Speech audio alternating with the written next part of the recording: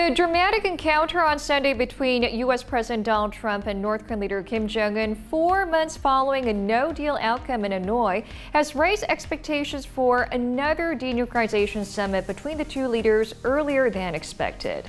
And with Trump expressing his intent to invite Kim to Washington, the two leaders discussing denuclearization over burgers might become a real possibility.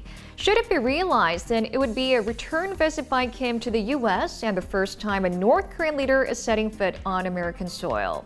The surprise face-to-face meeting on Sunday and their decision to resume working-level dialogue in the coming weeks was a clear indication that Pyongyang and Washington will maintain their top-down approach.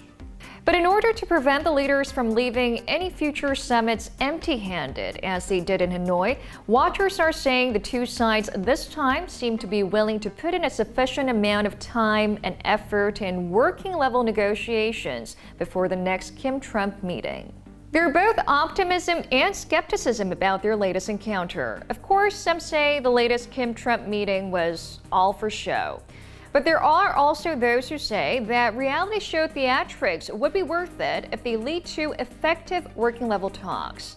According to the more optimistic pundits, Kim and Trump meeting at a place that symbolizes decades of conflict and division and reaffirming their trust and commitment to dialogue shows that Pyongyang and Washington are now back on track towards a new type of relations free of nuclear threats. And although the two failed to reach an agreement in Hanoi, there are hopes that their Panmunjom encounter could act as a stepping stone towards a more regular summit between the two leaders. And then there's Trump's potential invitation for Kim to visit the White House. If a third North Korea-U.S. summit were to be held in Washington, the venue itself would hold great political and diplomatic significance. It'll be a symbolic event, creating a substantial momentum to end decades of hostilities and normalize Pyongyang-Washington ties. Plus, analysts say a trip to the U.S., a country representing free market capitalism, could possibly show the North Korean leader's determination to open up to the outside world. The next summit between Kim and Trump would largely depend on the pace of progress in the working-level talks.